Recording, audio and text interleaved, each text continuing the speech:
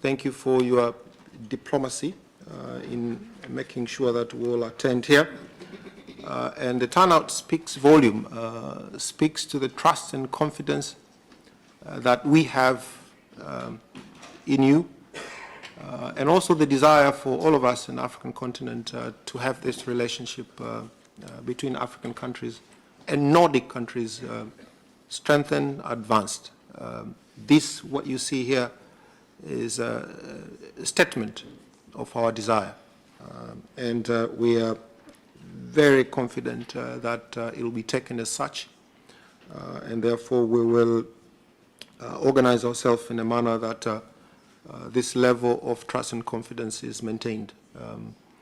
Also, the attendance here and the turnout speaks volumes about our belief in the utility of these meetings. And the way this meeting is organized, the program and the content, I'm sure that if we take a vote again in this meeting today, definitely majority will want to come back to these meetings. So the topic here now is partnership in the African century. And the key word here is African century. Some would say it's African millennium, but let's take an African century. But we need to unpack what that means, African century. And this century will be defined by many, many things. But I'll pick one and speak on it, demographics, as one of the key dimensions and mega trend for this century. And a lot of my colleagues have spoken about it. But I want to recall last year, I think in October, there was a headline in the New York Times which says, bigger fonts, the world is becoming more African. That was the headline. And the article went on describing the demographic trend, which, and I'm sure all of us know, show that by the end of this century, 2 out of every 5 people will be African.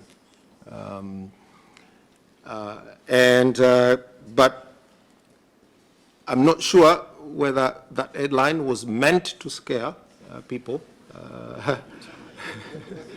The world is becoming more African, or to offer hope that what Africa offers is good for humanity. But nevertheless, that's the reality. By the end of this century, 2 out of every 5 people will be African. So the choice of the phrase that's an African century is correct by that measure alone. But numbers are okay, but what is significant, at least for some of us, is the demographic structure, in which, by which some of my colleagues mentions here. The numbers. So the median age of Africans today is 19 years old. In this country, is 42. There's a very good website, the Danish statistics, that offers a very good breakdown of demographic trends. But 19. My senior brother, Minister Mudavadi, mentioned that every month you have 4 million Africans entering the job market. This, if there is to be a headline, this should be on every month, 4 million enter job market. So with those numbers, apart from climate, I believe African jobs will be the next defining challenge of our era. And African jobs actually is not an African problem. It's a challenge for all of us, given the demographic trends that we see. Early this year, we were in Italy, and we are talking about young Africans crossing the Mediterranean, coming into Europe. and the amount of investment that is being put to stop them with military boats, submarines, and everything. Still, young Africans are risking their lives to cross into Europe. Over the past 10 years, about 30,000 young Africans died in the Mediterranean trying to come into Europe, search for jobs. And it's not that they don't know the risks. They know, because their friends, their relatives have died, and they know. But they still make that journey.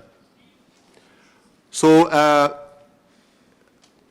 jobs in Africa is a security policy for Europe, development policy, immigration policy. And if there is to be an outcome of this meeting, I think it should be a thought leadership for this century on how to integrate African jobs into our security policy, immigration policy, and development policy. It has to be integrated.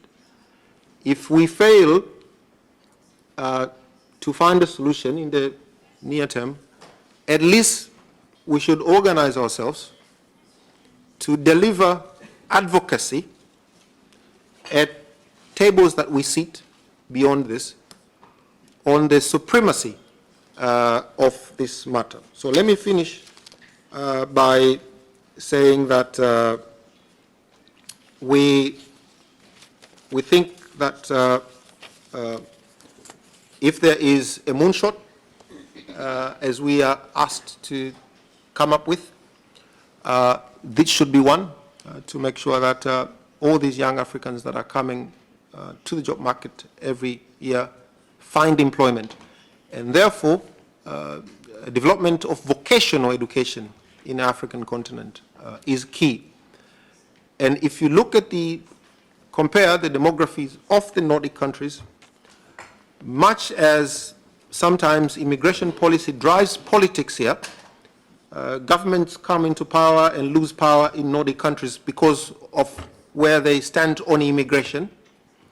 I think at some point in the future, you probably will have no option than asking for young Africans to come here,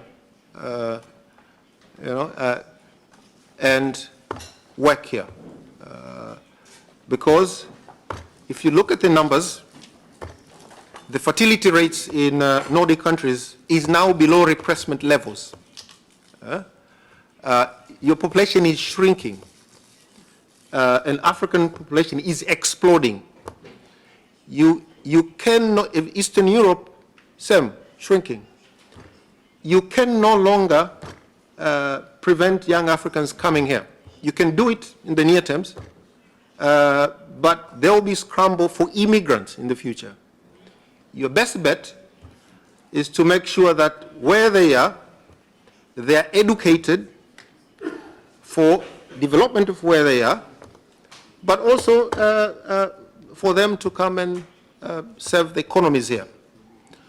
So this is something that we should have a discussion about. So I want to thank you again for this opportunity. And by the way, just a snapshot of Dane's demographic statistics. Average Dane surname is Nielsen, 42 years old, sees a doctor or a dentist 11 times a year, drives a Volkswagen, vacations in Spain, first child 30 years old. In Tanzania, first child is 19 years old. Here is 30. 4 out of 10 times of being divorced. So that's an average Dane. What a difference from average African and average Tanzanian. Thank you very much. Thank you very much.